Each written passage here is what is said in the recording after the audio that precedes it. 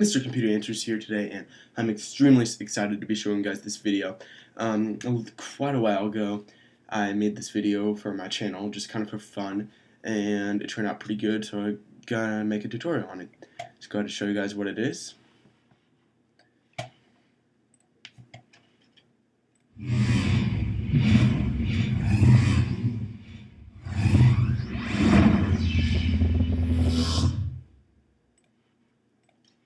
That was pretty cool. I think it turned out pretty good. The big thing here is to try and make it as photorealistic as possible with these shadows and all it going behind the stop sign and all that. Just trying to make it as photorealistic as possible. But we've got quite a lot to go over, so trying to speed it up a little bit. So let's go ahead and jump into this. Go ahead and open up your Cinema. Okay, so now that we've opened up Cinema, let's go ahead and create a new project file. First thing I want to do is go ahead and create a background. Now on this background we're going to put a still image of the video that we took that we want the text to be on. So I made some stills in After Effects, and now let's go ahead and make a new material, open it, go into the texture, load image, and here's one of the stills, so go ahead and open it up, hit no. Now go ahead and turn off specular and drag this onto the background. Now it's all squished, so let's go ahead and change the render settings to better fit this picture. 720p is what works. Now let's go ahead and create the text. Let's go ahead and call this Kenny. And let's change the font to Typograph Pro. If you don't have Typograph Pro, go ahead and click on the annotation on the screen.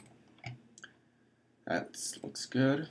Go ahead and change it to maybe 50 depth and change fillet cap to fillet cap to let's go ahead and rotate this in. Definitely scale it down. You don't want it to be too big because then just the final thing turns out really weird. Alright, so now that we've done that, what we want to do, as I did in another video, is go ahead and make this text editable by hitting C. Open up the 3 no objects it puts it in.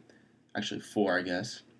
Now all these extrude objects, go ahead and make them editable. Make them into polygon objects. Open up each one, and now we're going to drag them out. And I'll get back to you when I'm done dragging every single one out. If there's a better way to do this, again, let me know, please. Okay, so now that we've finished that, this can get quite lengthy if you have a long word. Once again, if you don't do caps, it will be quite a bit shorter. But let's go ahead and delete all these null objects, seeing as they will be useless. Select all of these, right-click on one, doesn't matter which one, connect and delete. Now we've made it into one polygon object, which is exactly what we want. So plugins, Thrausi, and click on that. If you don't have Thrausi, it'll be in the description. It's a free script plugin type thing for Cinema. Go ahead and make it into about 25. Uncheck this and break now.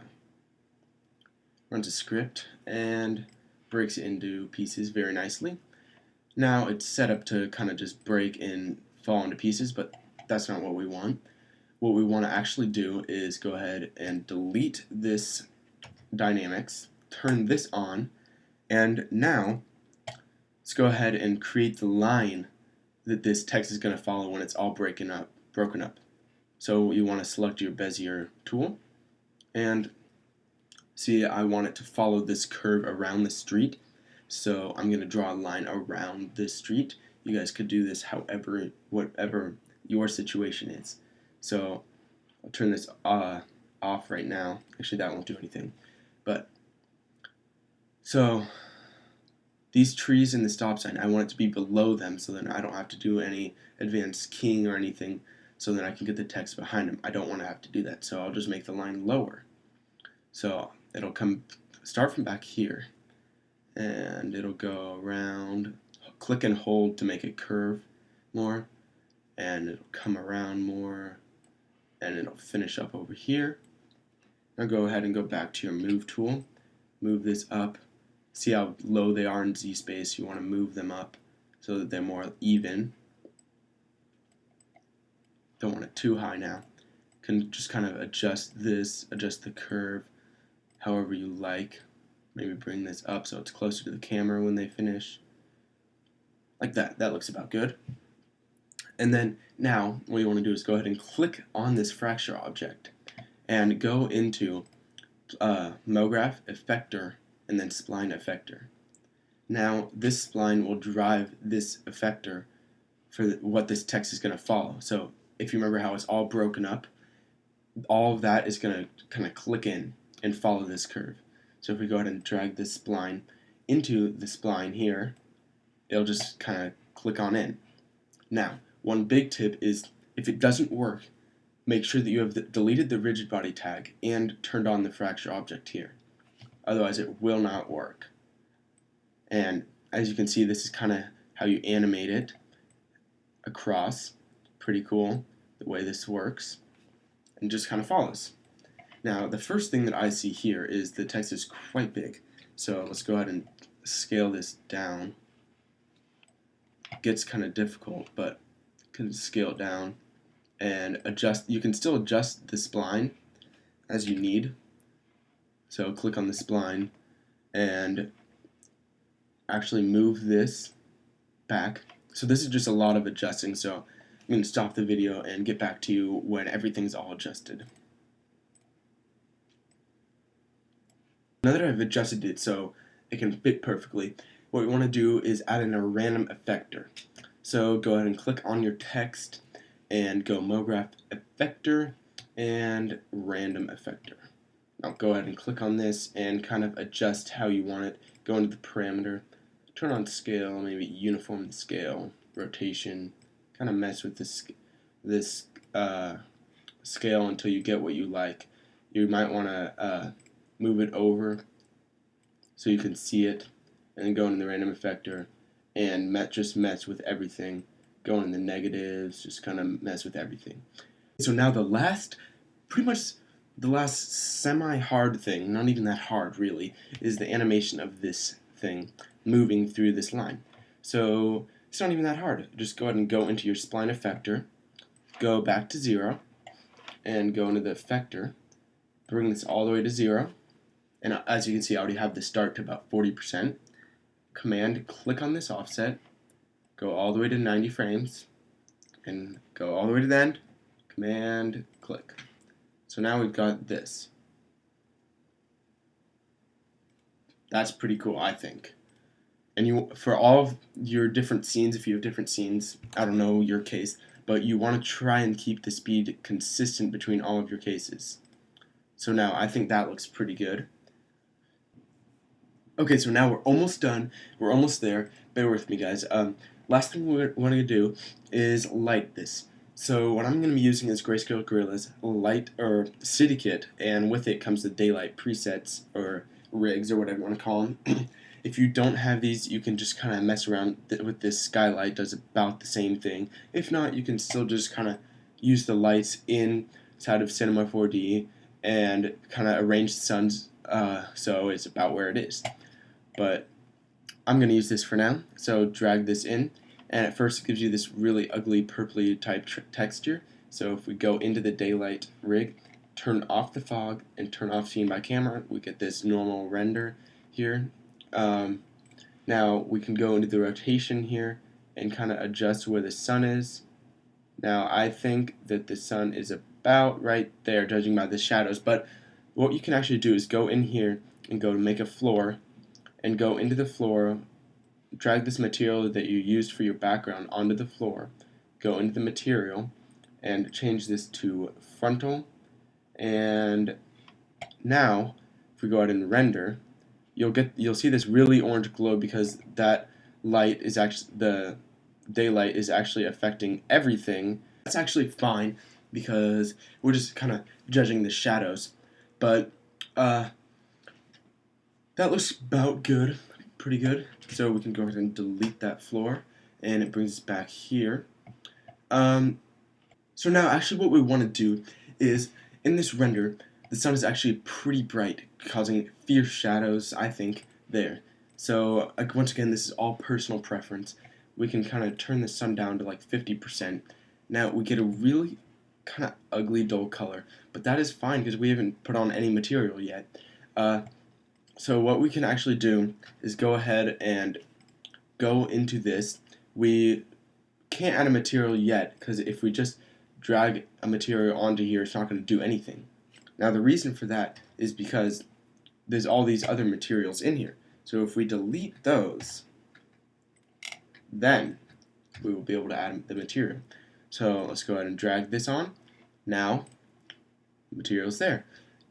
So actually what I did for this material is went into color, made a light bluey color, turn on the reflection for now, turn the brightness down, mix strength way down, and just your normal stuff, and then applied it. And so now we're getting a pretty good render. If that's not the color you want, you can kind of go in here, adjust the color again to whatever you kind of want. If you want it darker, even darker than this. But if you want it lighter, what you might actually want to do is maybe go into the sun brightness, turn it down, maybe go into the sun color and turn the color down, maybe more of a yellowy color, because that's the color of the sun I have, right, or over here. See, now we're getting maybe a little bit better. Maybe we could turn this up a little bit. Once again, it's all personal preference. So now, I think that that's about it for this. Okay, so we are ready for render, I think. Because of the sake of time on this tutorial, what you can actually do is go into the random effector and keyframe these rotations and scales just to add a little bit more realism or whatever you want to, however you want to put it into this, just to make it look maybe cooler, maybe like it's more moving. But if you don't like that, then whatever, it's fine. So let's render. Go into render settings, save, choose where you want to save it. If you want to save it on your desktop, go ahead and name it, and go ahead and save it as a QuickTime movie, actually whatever you want. Click on the alpha channel here, and we can go into the output, make sure that it is 720, and if you want all 90 frames, or if you have more, like maybe if you have 120 frames, if you want all 120 frames, then you put in manual, or you could put in all frames, but actually what I'm going to do is 0 to 90 frames, so then that'll render. Actually, I'm going to put it more like 93, so then I've got a few extra frames at the end. And the last thing to do, make sure that you delete your background. So now you've just got your text going past here. And we're ready to render, so go ahead and click on render, and see you back when we're done. Alright, so now that we're all finished rendering, let's go ahead and bring our stuff into After Effects. So double click to import and go onto your desktop and import your footage. Open and straight unmatted, okay. Now let's go to import a background footage. So I'll go ahead and navigate to mine, open it, drag this into a new comp, drag this under it, label it BG, and first thing you'll notice is this is an extremely sharp image, whereas this is a very fuzzy and grainy image. So what we want to do is actually go into noise and grain and add grain.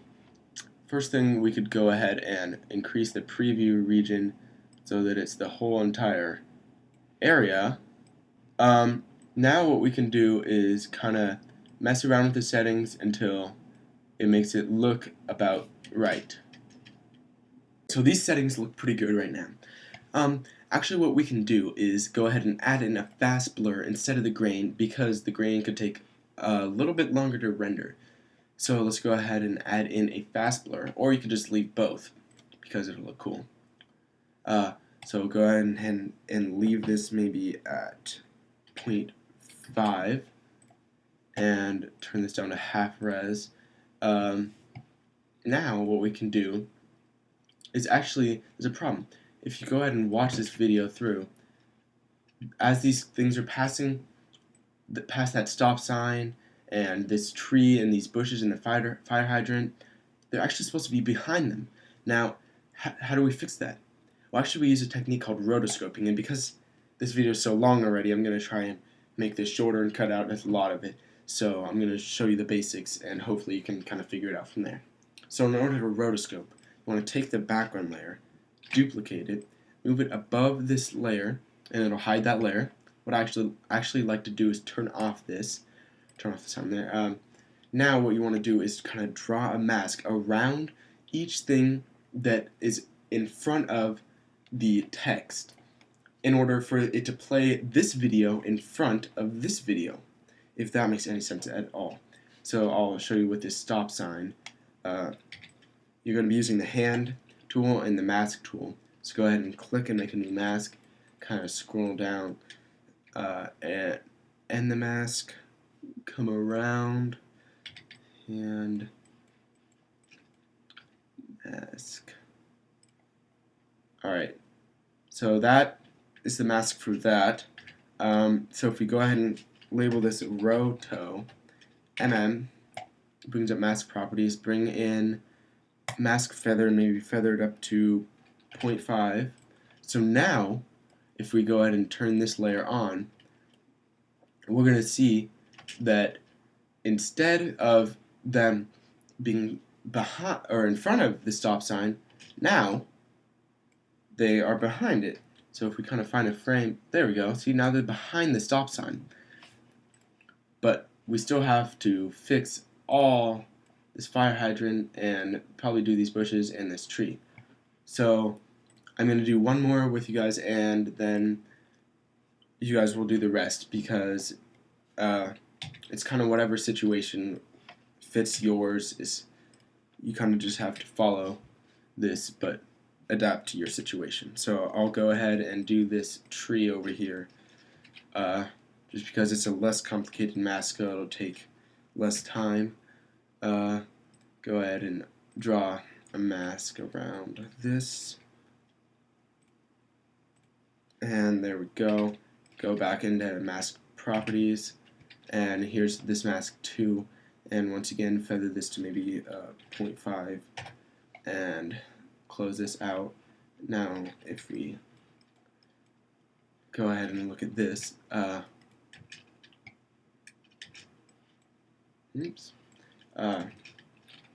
we can now see, if we turn this on, that now, in addition to being behind the stop sign, they're also behind this tree, which is clearly, hold on one second, just get rid of that preview region. It's getting kind of annoying.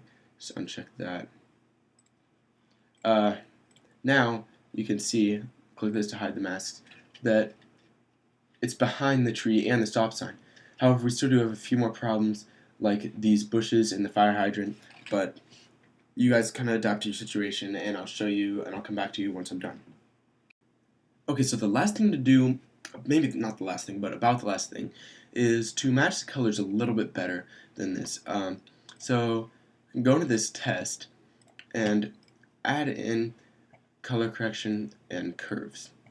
Now, if you look at this blue and then maybe look at this blue, and we can even go into the blue and kind of see how this is a lot darker than that. So if we go into the blue channel and kind of maybe brighten it up a little bit, bring up the shadows a little bit, maybe not too much, but if we go back to this, now it looks a lot better.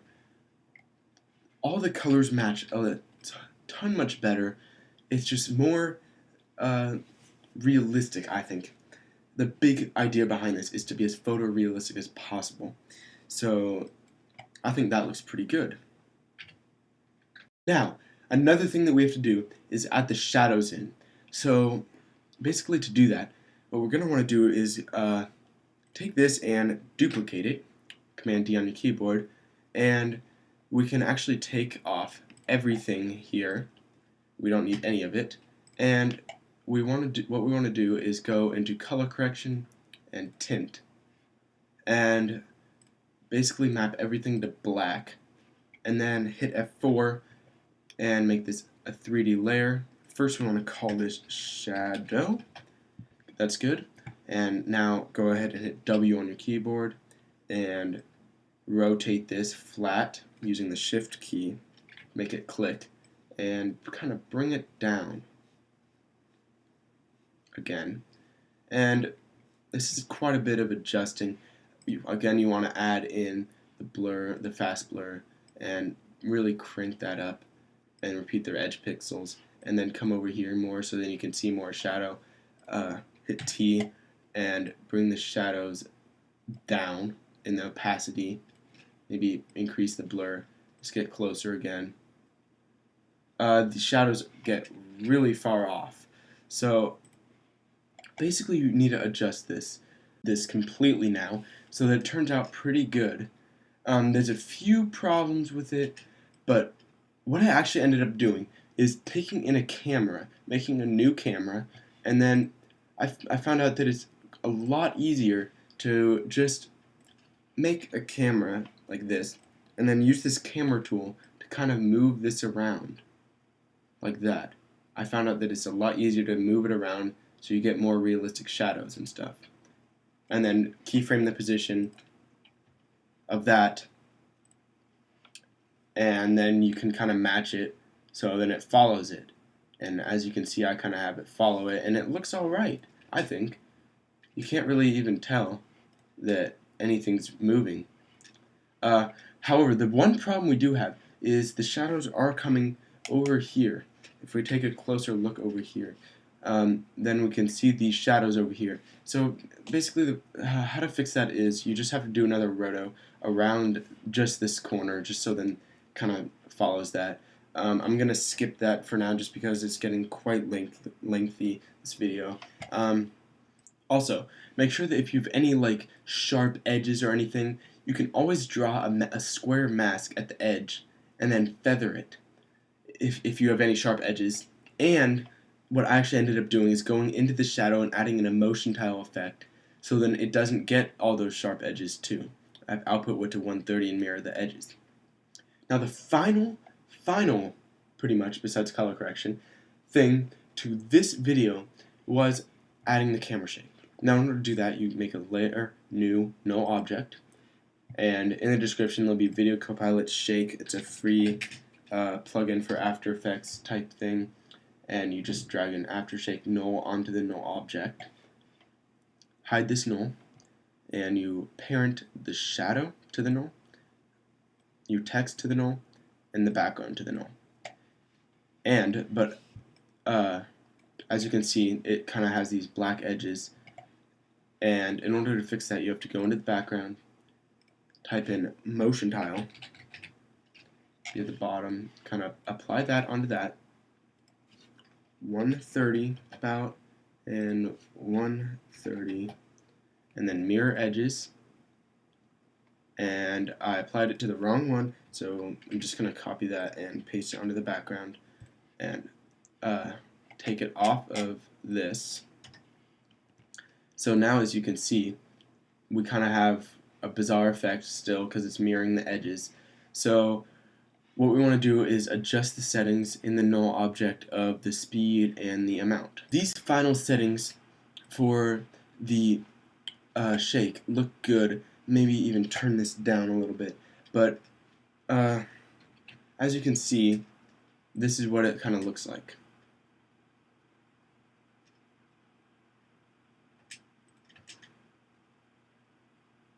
I think that looks pretty good. And for the final thing, I'm just going to add a quick color correction. Nothing really that amazing or anything, but we can just go into curves, kind of add some contrast in here, and maybe go into the blues, bring the blues up a little bit, go into the reds, bring the reds down, kind of give it a blue tint, maybe not as strong. You know, kind of just mess around with the settings to get exactly what you like in your movies. This is about it. You can always add lens flares for cooler effects, but that is about it. So Remember to check out the original video, subscribe. I'm really sorry for the long video. I'm sorry for taking so long to make a video, but I'm hoping that this in-depth much of a tutorial will kind of make up for all that. So, thanks for watching, guys. One last thing, you guys. In order to make the text kind of form together, as you saw in the end, like this, kind of mesh together, what you're going to want to do is go back into Cinema and go into the spline and go into the effector. Now, what you're going to do is kind of go to the spot where you want it to all form together and go into your camera, actually, and make sure the strength is at 100%. Find the spot that you want it to kind of mesh together. So maybe back here at 50 frames, you want to command click here, maybe go 10 frames, command, or no, go set it to 0 and command click. Now, it kind of forms together, as you can see. Might be a little quick, but I'm just trying to show you guys how to make it all form together. However, at the end, it still has that little bit. Now, that's the random effector that's causing that.